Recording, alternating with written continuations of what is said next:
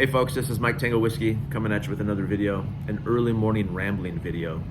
I just worked out, I have a beautiful view, it's a crisp morning, I got the sun rising, I'm looking at a lake and a bunch of trees, it's gorgeous. So like any good prepper, I see this creation laid out before me and I'm thinking about the digital ID rollout and how it's gonna destroy our lives.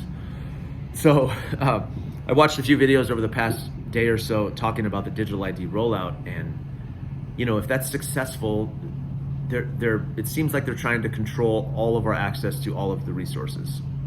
And if you watch my channel, you know that I define prepping as having the resources or having access to the resources that gives you options in an emergency, or to, like Bear says, to perpetuate normalcy for you and your areola of trust, right? So it got me thinking about a list I made a few years ago during COVID. I was trying to get this group of people together to ramp them all up and get them fired up, and nobody was ready then. But back then I thought about it in terms of freedom from certain systems of control. Systems that we rely on as suburbanites, as urbanites, right? People in the country are probably more removed from these systems. Prepping is also about insulating you from those things. Like if the mobs are going to the store to get food, you have food at home, therefore you're insulated from that particular event. So I just want to touch on these 5 systems. And they're not all inclusive, and I'm certainly not successful in separating myself, cutting ties from all of these systems, right? But I think they're a good starting point for a conversation about, hopefully to get you thinking about, okay, what systems am I relying on for these things, and how whoever controls those systems are the ones that ultimately control us, right? So anyway, I'm gonna go down the list of 5 things just to kind of get the conversation going. So the first one is security. So that's relying on someone else or some other agency to keep you and your areola of trust secure or safe.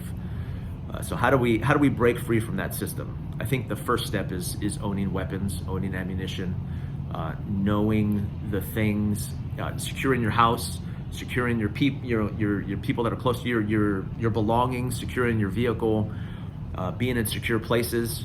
What is that one saying? It says, don't go to stupid places and do stupid things with stupid people, right? Situational awareness. This is really kind of a training thing and an awareness thing, right? Understanding what the dangers are. So in this area, you may include access to accurate information to determine what you and your family need to do, where you need to go. You know, are you bugging in? Are you bugging out? Movement to safety, movement to all those kind of things. So this one is, I put this one first because I think if you and your circle are not secure, then the rest of them don't really matter, right? So, and you'll see a lot of preppers too, especially in the YouTube space, start with security, weapons and ammunition, right? That, to me, that's kind of that's the first right. It's the one that secures all others. It's kind of like courage. Courage is the virtue that makes all other virtues possible. Security is the attribute that enables you to do all the other things, right? You can't do the other things if you're not secure in yourself and your persons and your family. So the second one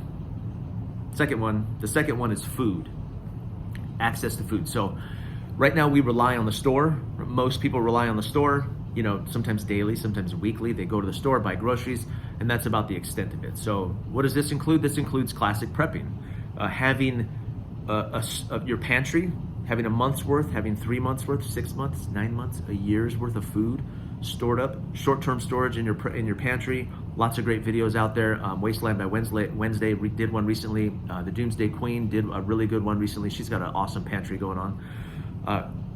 So storing food, short-term, mid-term, and long-term storage, right? 25-year buckets, all those kind of things. And then maybe having access to food. Maybe you don't have a farm, but you know somebody who does. You have access to eggs, you have access to meat, you have access to dairy, right? Butter and milk, by establishing connections and relationships with local farms or local producers. And then the last one, of course, is ideally you'd be able to grow these things yourself, right? If you had a hobby farm, or if you had a garden, starting with a garden. I have given up on gardens because I suck at it. My wife took up the torch this year and she grew an amazing garden. It was really good. And she produced a lot of vegetables for us, and she canned them at the end. You know, this is in the suburbs, right? And I know a lot of experienced preppers are out there, of course, but I'm not. Again, I'm part of the 68%, right? I'm not a off-grid bushcraft survivalist farmer yet, right? I'm getting there, but So food, so security and food, separating yourself from those systems, relying on those systems for your safety and for your food and sustenance. The third one that I'm going to put is health. This is one that doesn't get a lot of attention. I know in the prepper community, we talk a lot about first aid, tourniquets and stop the bleed and that kind of stuff, like combat trauma med. And yes, all that stuff.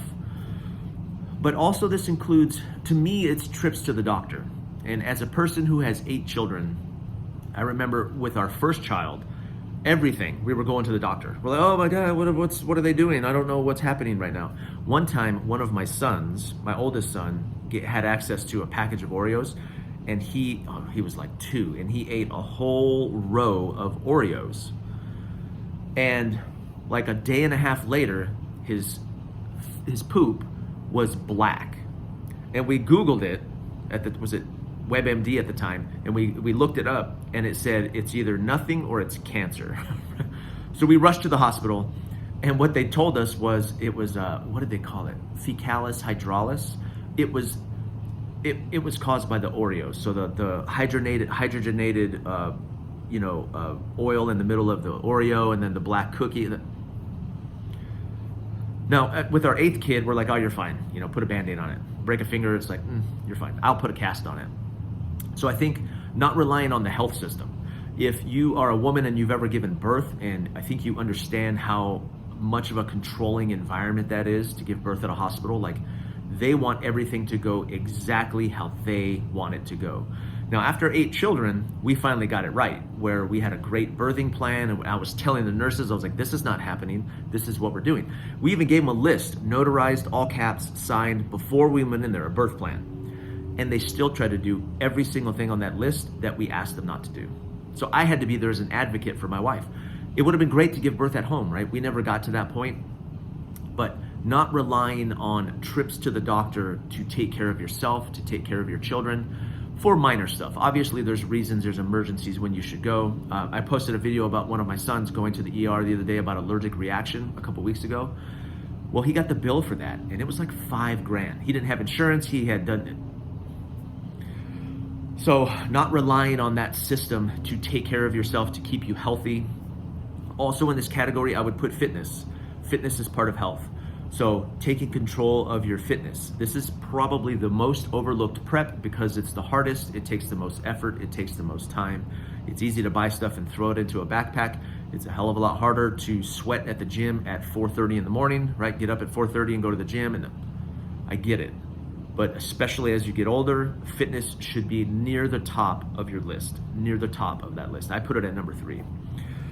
So the health system, be your own. And also in medical kits too, I was thinking about this. Things like a blood pressure cuff, a stethoscope, if you know what you're listening for. Things like the little thing that tests the oxygen in the blood. Like these are all kind of initial tests that they do when you get to the doctor to determine if it's something minor or something serious. Having that level of care at home, we have added all of those things to our medical kits specifically for that purpose. So we're not running to the doctor. We're not relying on the doctor to keep us healthy. The fourth one, finance. Now this is one that I'm a complete hypocrite in. I am not financially free, not anywhere near being where I need to be with money. My wife is working on that. She's doing an awesome, really great job in that area, but this one scares me. So digital currency, when it's issuable and programmable and it expires, and I don't know what the hell we're gonna do. I think maybe barter systems, maybe we should start bartering, establishing those relationships ahead of time. I think prepping helps in this area too, having all of the things that you need to live and survive and function, so you don't have to go out and buy them all the time.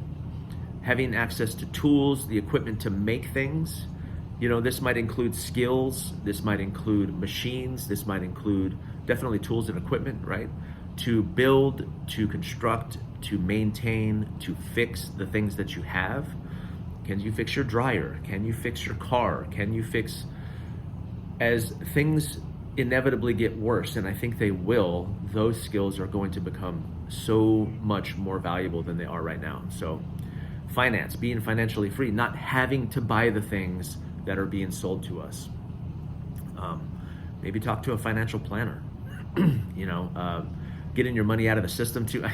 This one, like I said, I'm a hypocrite on this one. I think about banks and their ability to control your money, and people go, well, gold, silver, lead, yes, having all the things that you might need is good, but where your money's coming from, I don't know. This one scares me. I'm gonna skip to the next one because, anyway, last one, education. So not relying on the educational system. I think AI is going to dramatically change the education landscape. I just do. I think higher ed and regular education are going to look drastically different in 5 years.